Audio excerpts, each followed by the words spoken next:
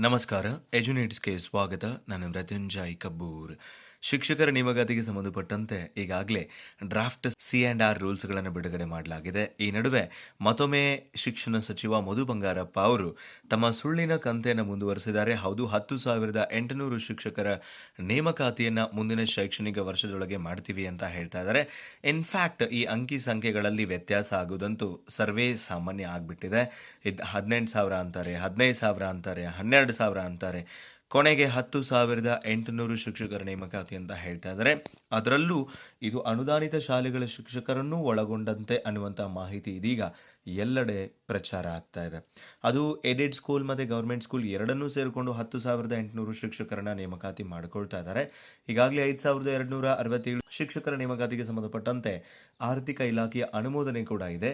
ಆದರೆ ಈ ಡ್ರಾಫ್ಟ್ ಸಿ&ಆರ್ ರೂಲ್ಸ್ಗಳು 15 ದಿನಗಳ ನಂತರ ಅಂತಿಮವಾದ ಸಿ&ಆರ್ ರೂಲ್ಸ್ಗಳಾದ ನಂತರದಲ್ಲಿ ಬಹುಶಃ ಈ ಶಿಕ್ಷಕರ ನೇಮಕಾತಿಯ ಅಧಿಸೂಚನೆ ಹೊರಬರುತ್ತೆ. ಆದರೆ ಒಂದಂತೂ ಸ್ಪಷ್ಟ, ಶಿಕ್ಷಕರ ನೇಮಕಾತಿಯ ಅಧಿಸೂಚನೆ ಬರುವವರೆಗೂ ಕೂಡ ಇಷ್ಟೇ ಹುದ್ದೆಗಳು ಖಾಲಿ ಇದ್ದಾವೆ, ಇಷ್ಟೇ ಹುದ್ದೆಗಳಿಗೆ ನೇಮಕಾತಿ ಆಗತ್ತೆ ಅನ್ನೋದನ್ನ ಪ್ರೆಡಿಕ್ಟ್ ಮಾಡೋದು ಕೂಡ ಇಂಪಾಸಿಬಲ್ ಆಗ್ತಾ ಇದೆ. ಯಾಕೆ ಅಂದರೆ ಇವರು ಹೇಳುವಂತಹ ಪ್ರತಿದಿನದ ಹೇಳಿಕೆಗಳನ್ನು ಆಧರಿಸಿಕೊಂಡು ನಾವು ಮಾತಾಡ್ತಾ ಹೋದರೆ ಖಂಡಿತವಾಗಿಯೂ ಅದು ಯಾವುದೇ ಓರೆಗಂತೂ ಹತ್ತೋದಿಲ್ಲ. ಈ ಪೈಕಿ ಶಿಕ್ಷಣ ಸಚಿವರು ಹೇಳುವಂಥ ಮಾಹಿತಿ ಹೆಂಗಿದೆ ಅಂತಂದರೆ 51,000 ಅತಿಥಿ ಶಿಕ್ಷಕರನ್ನು ನಾವು ತಗೊಂಡಿದ್ದೀವಿ ಅನ್ನುವಂಥ ಅದೇ ದೊಡ್ಡ ಸಾಧನೆ ಅನ್ನುವಂಥ ರೀತಿಯಲ್ಲಿ ಅವರೆಲ್ಲ ಕಡೆ ಬಿಂಬಿಸ್ತಾ ಇದ್ದಾರೆ. ಇನ್ಫ್ಯಾಕ್ಟ್ ಅದು ಅವರ ಜವಾಬ್ದಾರಿ.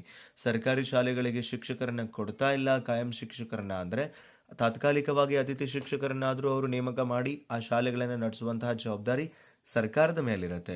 ಸೊ ಹಾಗಿದ್ದಾಗ ನಾನು 51,000 ಅತಿಥಿ ಶಿಕ್ಷಕರನ್ನ ತಗೊಂಡೆ, ನೇಮಕ ಮಾಡಿದೆ, ಈ ರೀತಿಯಾದಂತಹ ಹೇಳಿಕೆಗಳು ಅವರಿಗೆ ಶೋಭೆಯನ್ನೇನು ತರುವುದಿಲ್ಲ. ಇನ್ಫ್ಯಾಕ್ಟ್ ಇದೆಲ್ಲದಕ್ಕೂ ಒಂದು ಅಂತಿಮವಾದಂತಹ ಪರಿಹಾರ ಸೊಲ್ಯೂಷನ್ ಅಂತಂದರೆ ಆದಷ್ಟು ಬೇಗ ಸರ್ಕಾರಿ ಶಾಲೆಗಳಲ್ಲಿ ಕಾಯಂ ಶಿಕ್ಷಕರ ನೇಮಕಾತಿ ಆಗಬೇಕು.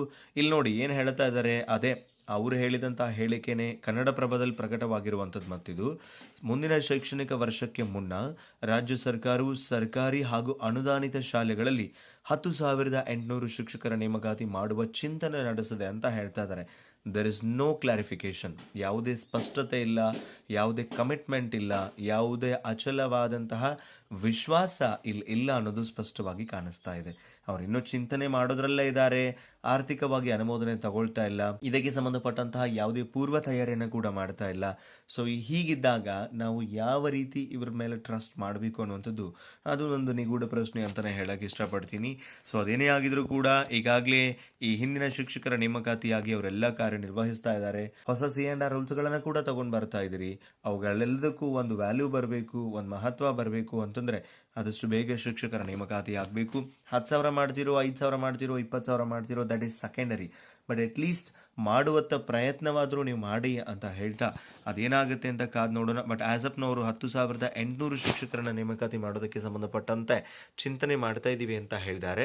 ಸೊ ಕಾದು ನೋಡೋಣ ಏನಾಗುತ್ತೆ, ಎಷ್ಟು ಶಿಕ್ಷಕರ ನೇಮಕಾತಿ ಆಗುತ್ತೆ ಅಂತ ಹೇಳಿ. ಆ್ಯಂಡ್ ಆ್ಯಸ್ ಅಪ್ ನಾವು ಬಿಟ್ಟಿರುವಂತಹ ಸಿ&ಆರ್ ರೂಲ್ಸ್ಗಳ ಪ್ರಕಾರ ಈ ಮುಂದಿನ ನೇಮಕಾತಿಗಳಾಗುವ ಸಾಧ್ಯತೆ ಇದೆ ಅನ್ನೋದನ್ನು ಮತ್ತೊಮ್ಮೆ ಸ್ಪಷ್ಟಪಡಿಸ್ತಾ, ಈ ಕುರಿತಾಗಿ ಅಧಿಸೂಚನೆ ಬರುವವರೆಗೆ ನಮಗೆ ಅಂಕಿ ಅಂಶಗಳ ಯಾವುದೇ ಸ್ಪಷ್ಟತೆ ಸಿಗೋದಿಲ್ಲ ಅನ್ನೋದನ್ನ ಮತ್ತೊಮ್ಮೆ ನಿಮ್ಮ ಜೊತೆಗೆ ಹಂಚಿಕೊಳ್ತಾ ಸಿಗೋಣ ಮತ್ತೊಂದು ವಿಡಿಯೋದಲ್ಲಿ. Thank you so much. Have a good time.